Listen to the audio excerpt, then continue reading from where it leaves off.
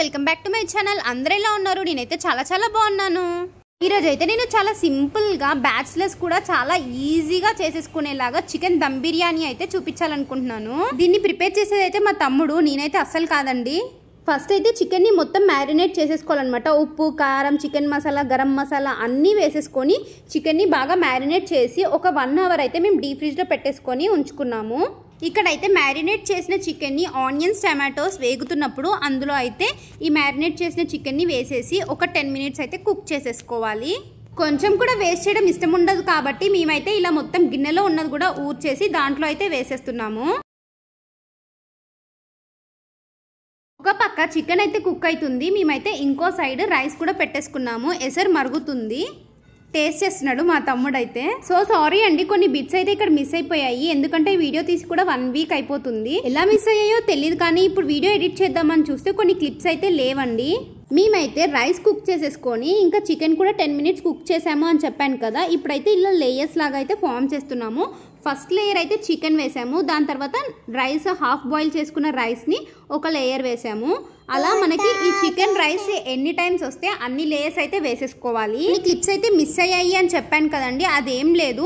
Just chicken curry అయితే ఒక 10 minutes cook చేసుకోవాలి. ఇంకా ఎసరు మరుగుతున్న దాంట్లో మనము నార్మల్ బియ్యం అని చెప్పాను కదా, అవి కొంచెం 80% అయ్యేంత వరకు కుక్ చేసుకోవాలన్నమాట.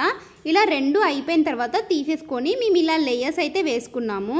ఫైనల్గా దానిపైన అయితే కొన్ని ఫ్రైడ్ ఆనియన్స్ వేస్తున్నాము. ఇంకా దీని మీద పుదీనా, ఇంకా కట్ చేసిన గ్రీన్ చిల్లీస్ వేసుకోవాలి. కొంచెం స్పైసీగా చాలా బాగుంటుంది. మేమైతే పుదీనా ఇంకా కొత్తిమీర వేసాము. ఇంకా ఒక 2 టేబుల్ స్పూన్స్ గీ అయితే వేసుకొని స్టవ్ మీద పెట్టేసుకోవాలి. మొత్తం అంతా ఒకసారి ట్యాప్ చేసుకొని స్టవ్ మీద ఒక పెనం అయితే పెట్టేసుకొని పెనం హీట్ ఎక్కిన తర్వాత ఈ దమ్ బిర్యానీ తీసుకెళ్ళి దాని మీద పెట్టేస్తున్నాము. చపాతీ పిండి పిసికేసి దాని సైడ్కి పెట్టేంత టైం అయితే లేదు మాకు. సో మేము ఇలా ఒక చిన్న రాయి అయితే పెట్టేసాము. ఇంకా పెనంని అయితే మంచిగా అడ్జస్ట్ చేసుకొని హై ఫ్లేమ్లో ఒక 15 మినిట్స్, లో ఫ్లేమ్లో ఒక 10 మినిట్స్ అయితే కుక్ చేసుకోవాలి.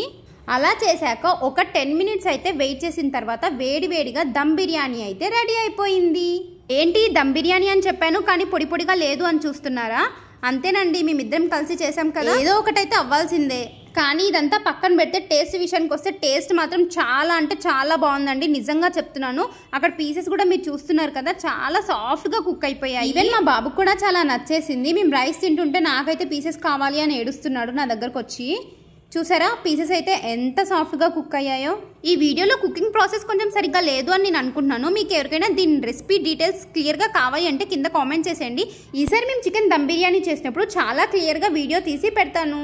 ఈ చికెన్ దమ్ బిర్యానీ అయితే చాలా సింపుల్గా ఈజీ ప్రాసెస్లో ఉంటుందండి. ఎంతమందికి మా తమ్ముడితో కుకింగ్ వీడియోస్ కావాలో కింద కామెంట్ చేయడం మాత్రం మర్చిపోకండి. ఈ వీడియో మీకు నచ్చినట్లయితే ప్లీజ్ మర్చిపోకుండా నా ఛానల్ని లైక్ చేయండి, షేర్ చేయండి, కామెంట్ చేయండి అండ్ సబ్స్క్రైబ్ చేసుకోండి. Thanks for watching. Stay tuned for more videos. Bye bye.